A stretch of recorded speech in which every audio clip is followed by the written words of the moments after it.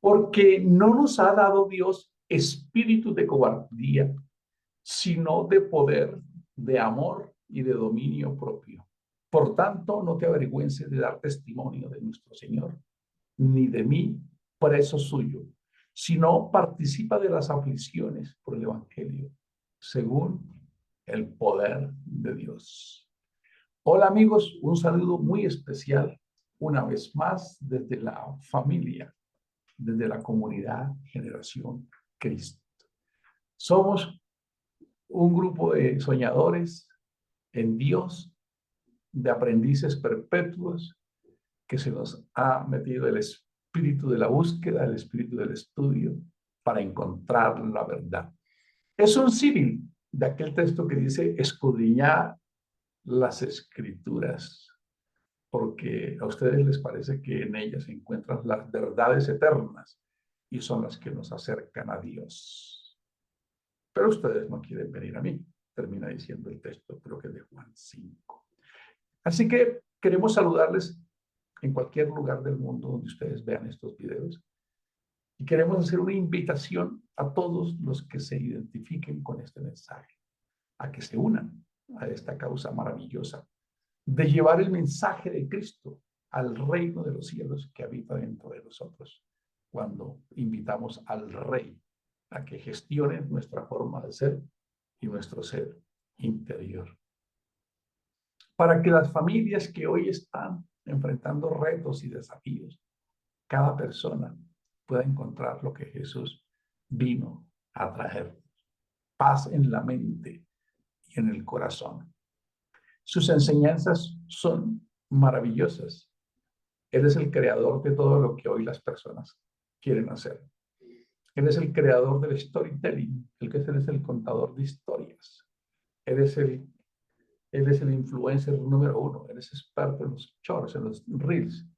Sus mensajes fueron cortos y precisos y contundentes para liberar a la humanidad de sus propios miedos y de sus propias miserias. Jamás se encontró en el fracaso una oportunidad para avergonzar a alguien, para hacerlo sentir mal. Hizo que en medio del fracaso y de las miserias humanas floreciera la esperanza. Convirtió a hombres sencillos, que no eran más que simples pescadores, en filósofos de la eternidad. Y aún a muchos de nosotros que andábamos perdidos y sin tener claridad, nos ha dado un propósito superior y ha puesto un cántico nuevo en nuestras vidas. ¡Qué lujo de Dios! ¿Cómo no seguirlo cuando podemos entender que Él hace las cosas nuevas, cuando nos dejamos moldear, porque es un caballero?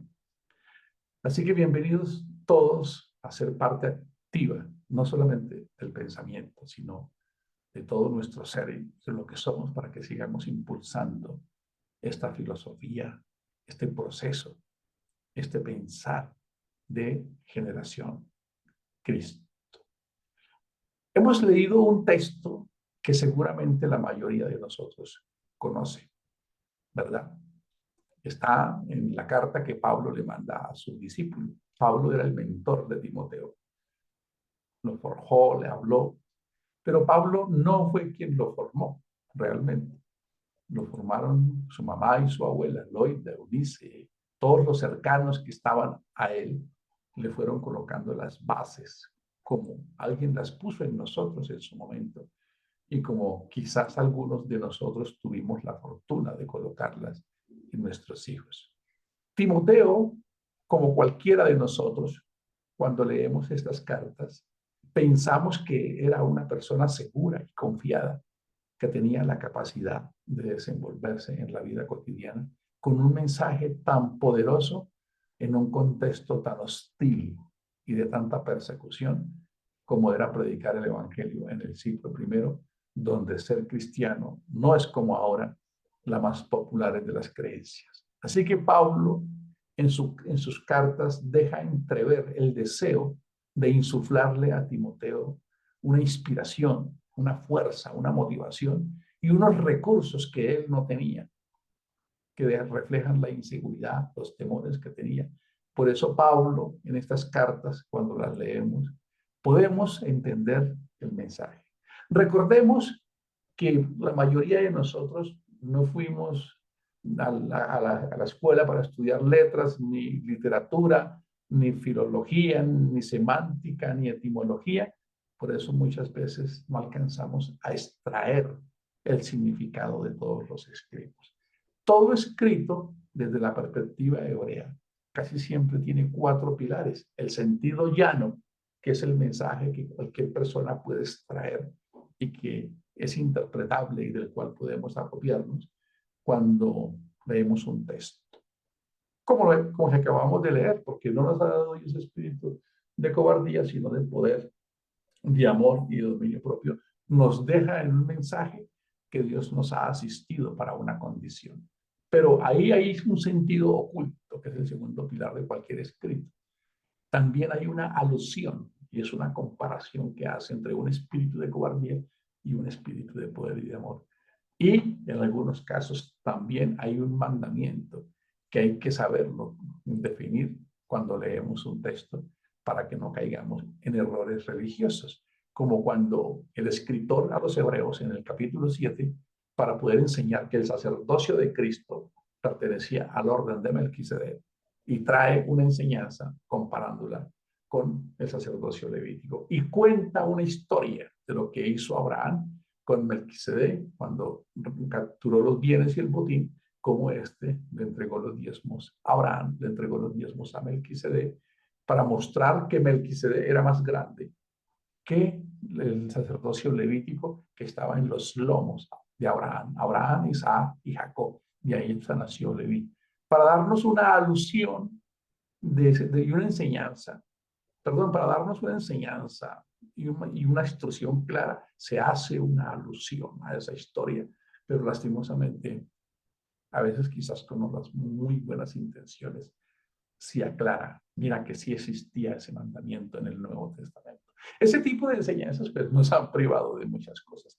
Vamos a mirar este texto tan extraordinario que acabamos de leer, que siempre me ha fascinado, que quizás nunca había hablado de él, y es esa simbiosis extraordinaria que hay entre estos textos. Vamos a recordarlo, porque no nos ha dado Dios, escuche, no nos ha dado Dios espíritu, primer palabra, ¿de qué? De cobardía. Y así la frase, para que la tengamos en cuenta aquí, que es en retórica, se llama paralelismo, paralelismo. Es muy sencillo, es comparar. Entonces, estamos comparando que es un espíritu de cobardía, la primera opción, y la segunda opción es un espíritu con otras condiciones. ¿Cómo les parece? Entonces, la palabra de comparación es espíritu, ¿verdad? Y lo que vamos a identificar es qué era lo que quería transmitirnos Dios en este mensaje. Entonces es muy poderoso esto, ¿por qué? Porque la enseñanza que está diciendo acá es que dentro de cada ser humano, dentro de cada persona que logra tener este nivel de comprensión de Dios, reposa el potencial de la divinidad. No porque va a recibirlo, sino porque lo ha tenido y lo descubre y ahora sabe que está en él.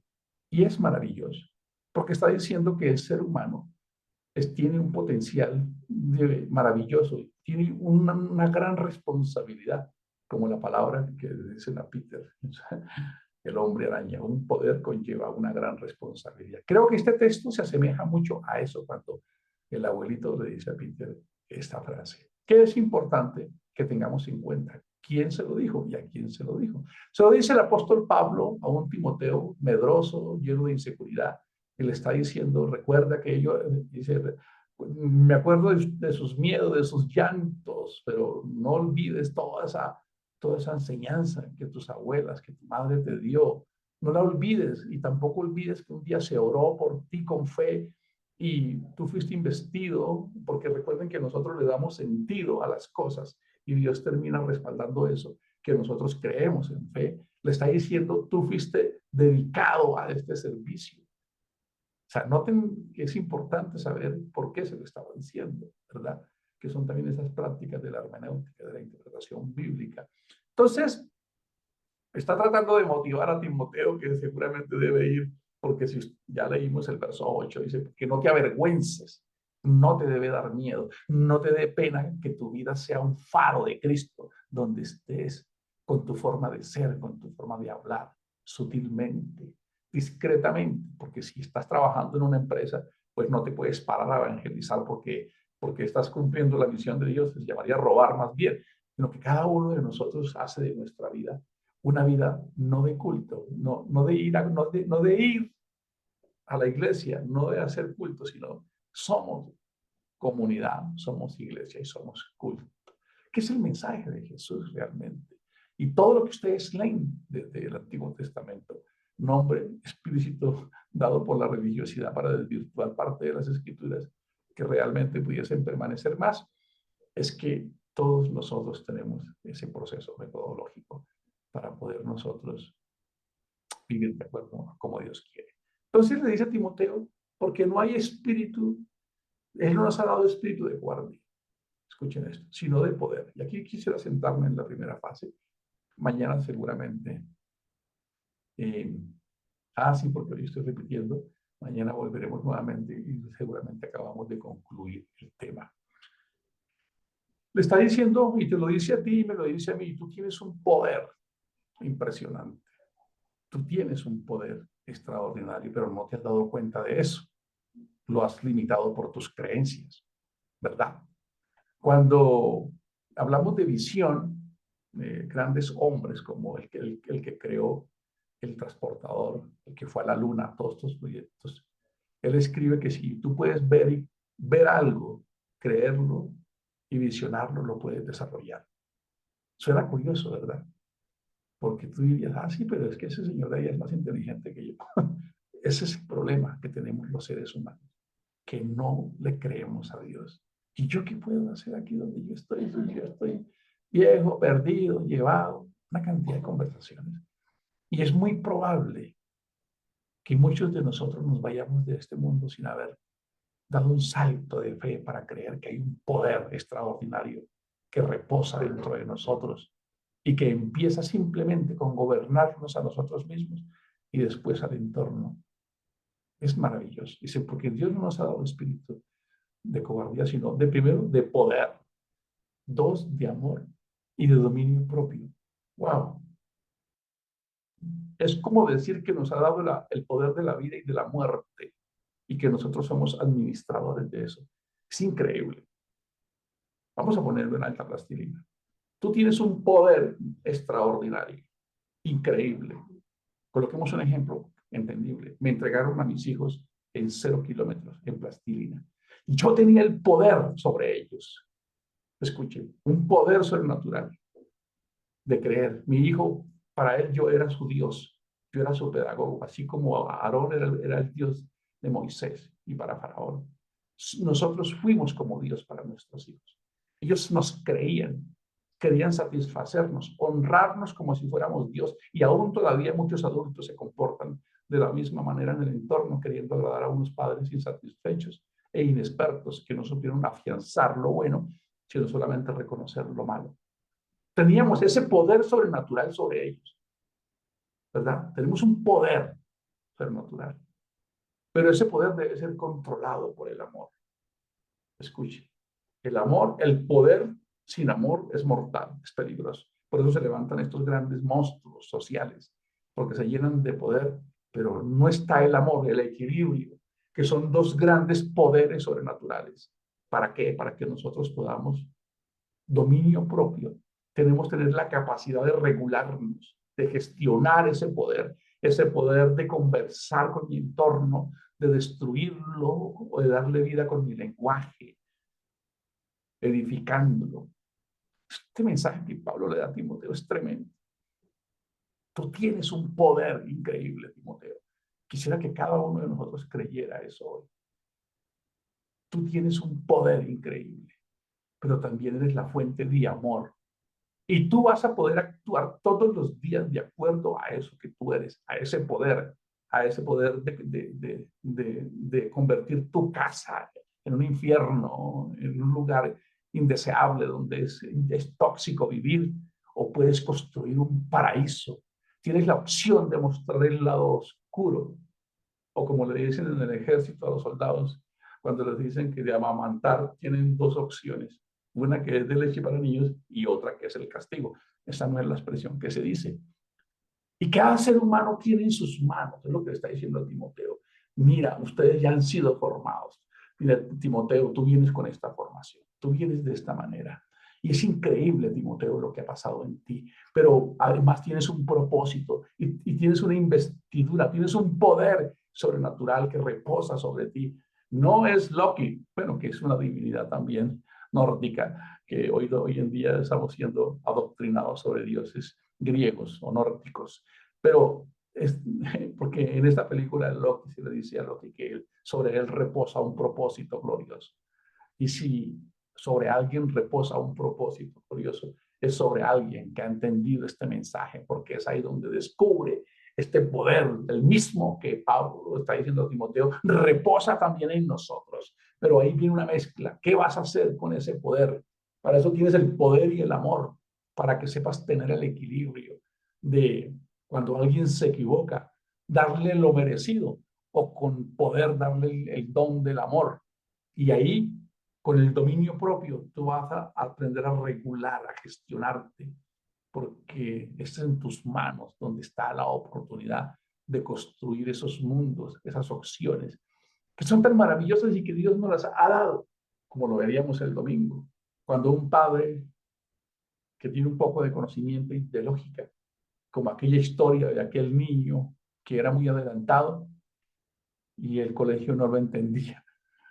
Entonces lo mandaron para la casa y le mandaron una carta a la mamá. Señora, su hijo no aplica para esta escuela. Él tiene problemas de aprendizaje. Él no se adapta, no sirve para estudiar. Por eso, por tanto, su hijo no aplica para esta escuela. Está por debajo del estándar. Y le mandó esa carta a la mamá.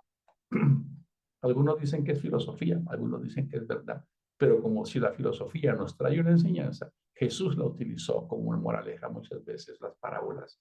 Entonces la mamá cuando leyó la carta de su hijo, dijo, su hijo no sirve, su hijo es un bruto, su hijo es un tarado, su hijo no aplica. Yo creo que a esa mamá se le rompió el corazón, pero lo reparó de una vez, aplicó este texto. El poder estaba en las manos de ellas, el amor estaba en las manos de ellas, la capacidad de gestionarte. Y cogió la carta y el niño le preguntó, mamá, ¿qué te mandó a decir el profesor?